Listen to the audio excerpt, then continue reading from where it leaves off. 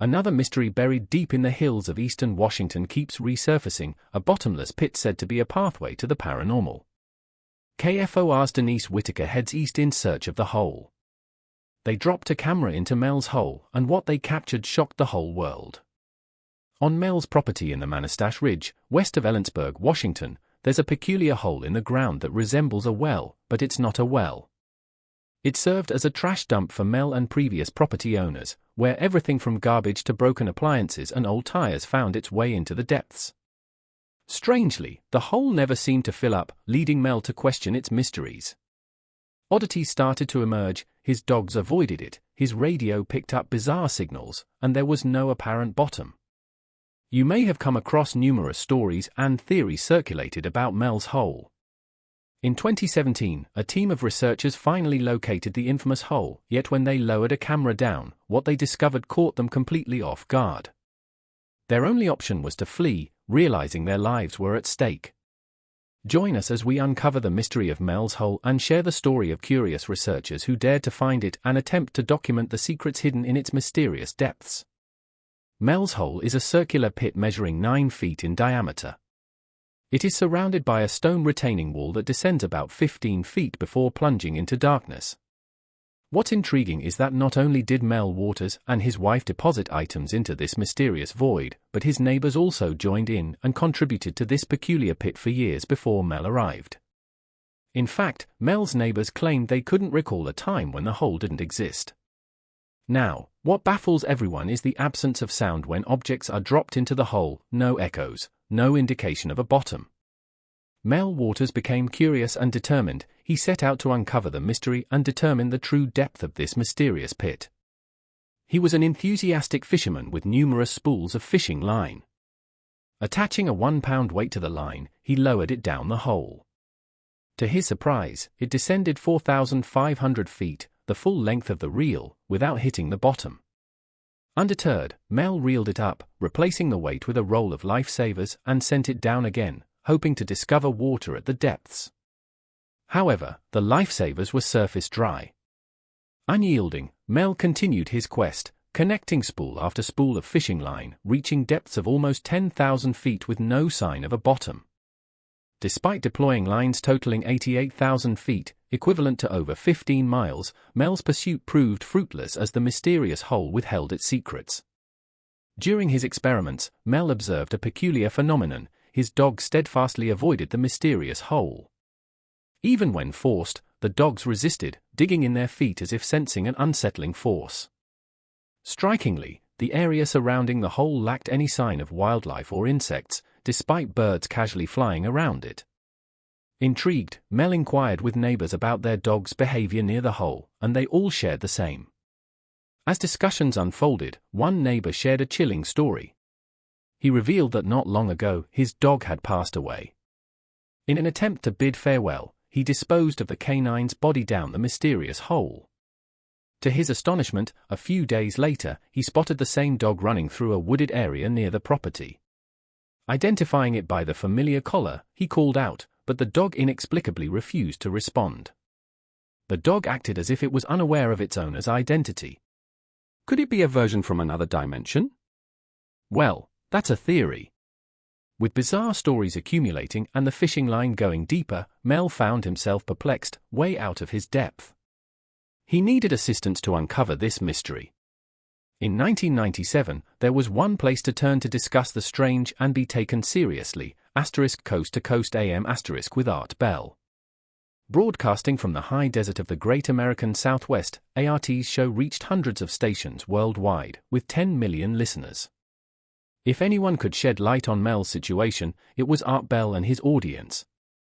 On February 21, 1997, Mel sent a message to Art. A call followed, and Mel's hole became a worldwide sensation. Throughout several shows, Mel Waters gradually unveiled more details about the mysterious hole. The positive aspect was that Mel received valuable advice from folks worldwide, suggesting the use of a laser for measurement or radar to assess the distance. The downside, now millions were in the know about this hole, thanks to Mel's radio revelations. Clues dropped by Mel hinted at its location. The day after the initial broadcast, as Mel returned to his property, he found the entrance blocked. The US military, yes, the government, had caught wind of the hole, and they wanted exclusive access. After the Friday night show, Mel noticed helicopter activity around the property, and it continued the next day. Mel mentioned that the hole might affect the environment around it. Animals avoided it, but plants thrived. Radios acted strangely, bring one near the hole, and the signal went staticky, picking up broadcasts from elsewhere. One day, Mel's radio started playing what he described as old-time music. Trying to change the channel, he ended up tuning into a baseball game. First baseman, he thought, until he realized the game was played in 1967, 30 years ago. In ART's initial conversation with Mel, the call stretched for about an hour before wrapping up. Mel was staying in Ellensburg and had made the call from there. However, upon Mel's return to his property, he encountered a roadblock manned by armed military personnel and signs of heavy machinery being brought in. The reason given was a plane crash on the property, yet there was no report, no fire, no smoke. Despite this, Mel was denied access until a complete investigation of the supposed crash was conducted. When he requested to speak with the person in charge, a civilian-clad man informed him that the land might not be his anymore, with implicit threats of discovering a drug lab on the property if he didn't comply. In defiance, Mel talked about going to the press. The man in charge dismissed his threats, saying, "A television crew went up to Ellensburg to dig into this, but guess what? No hole found." However, in the area, they discovered loads of military blueprints and intel that strongly hinted the military had been, or still was, in the vicinity. Now, it would be 3 years before Mel claimed he was offered a cool $3 million annually to lease his property, but with a catch: sign a non-disclosure agreement, pack up, leave the country immediately, and never return. Mel took the offer and set up shop in Australia for 2 years. But, the heart wants what it wants, and Mel started missing his family, so he decided to sneak back into the States for a visit. Now, he was warned against this, but Mel did it anyway. During this visit, Mel reached out to Art Bell and agreed to spill the beans on the radio, but surprisingly, he never showed up. Mel explained that on the day he was supposed to be on air, he was on a bus heading to visit his nephew. Some kind of altercation broke out, police were called, everyone got questioned, and they shuffled onto a different bus. Then, as if life needed another curveball, Mel blacked out. The next memory Mel had was waking up in San Francisco, realizing a whopping 12 days had vanished. Here's where it gets eerie. He was in an alley, wallet and keys gone, his arm throbbing. Upon inspection, he discovered needle holes and tape marks from an 4. As he regained consciousness, he tasted blood in his mouth and found his back teeth missing. Now brace yourself, Mel never made it back to the property. Legal trouble swooped in, as he faced action for illegal construction, power lines, septic tanks, and paved roads. Mind you, he didn't put those there. The government occupied his property for 2 years. Despite that, Mel lost everything. Adding salt to the wound, a day or two after reaching out to ART's show, his bank account was empty.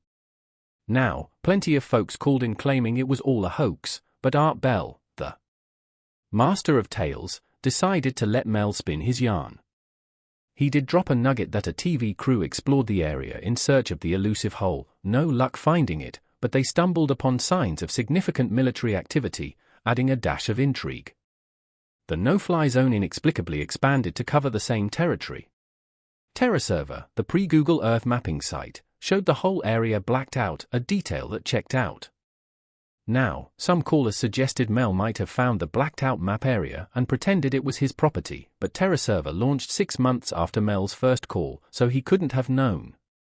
Here's a twist: a Native American tribe contacted Mel, inviting him to Nevada to assist in their research on another bottomless hole. They guided him there, and despite not going all the way, discussions involving Native Americans, the Basque, and the pit ensued. The consensus was that everything was as it should be, with assurances that Mel wasn't from CNN, FBI, or CIA, the usual suspects. So off Mel went, and he got a first-hand look at the hole. Now, the burning question: what on earth is down there? The second hole isn't on the Indian reservation, it's on public land used by the Basque, an ethnic group hailing from the region between France and Spain. The Basque, settling in the US, particularly Nevada, since the mid-1800s, used this land for sheep herding. According to them, the hole had been there for at least 200 years, considered sacred. Measuring just over 9 feet wide, like Mel's, this hole took a different aesthetic approach. While Mel's hole had a stone retaining wall, the second hole boasted a metal collar lining that stretched as far as the eye could see. Here's where it gets peculiar. This hole radiated warmth, with heat palpable all around it. The metal collar was not your average metal, it was special. When Mel accidentally dropped a tool on it, the impact was eerily silent, no sound, no vibrations, just a baffling absence of the expected. So, Mel and the Basque began their experiments. Their first test involved lowering a bucket of ice down the hole, about 1,000 feet deep. While keeping some ice at the surface as a control, when the surface ice melted, they retrieved the bucket. To their amazement, the ice in the bucket didn't melt at all. Even more perplexing, it was no longer cold to the touch and remained dry, its texture resembling large pieces of salt. Intrigued, they attempted to melt it over an open flame, but instead of melting, it caught fire. And not just a fleeting flame, this ice continued to burn for months. Subsequent experiments involved sending different amounts of ice down the hole. Interestingly, about 2/3 of the time, it melted normally, but 1/3 of the time, it underwent a mysterious transformation. At this point, one courageous Basque volunteer offered to descend into the hole, a notion met with unanimous agreement that it wasn't a good idea. Opting for an alternative, they decided to send a sheep down. Yes, a sheep. The outcome? Brace yourself. The sheep, seemingly aware of impending strangeness, resisted wildly as the crate containing it was lowered to a depth of 1,000 feet. It abruptly stopped moving. A peculiar humming sensation enveloped the surroundings. They left the sheep down there for 30 minutes and then hoisted it back up. To their surprise, the crate and sheep appeared unchanged. Yet upon closer inspection, the sheep was lifeless. The experience left them in awe, evoking a sense of the extraordinary, even bordering on the religious. The Basques, skilled in the art of butchering sheep, wasted no time conducting a swift autopsy on the enigmatic creature brought to the table. Brace yourself for what unfolds. As they examined the sheep, an unnerving revelation surfaced. It appeared as though the sheep had been cooked from the inside out. The most striking observation was a colossal tumor dominating the sheep's body cavity. But here's where it takes a surreal turn. The tumor exhibited signs of life and began to move. Yes, you heard that right. To unravel the mystery, they decided to cut open the tumor. What they discovered inside left them utterly flabbergasted.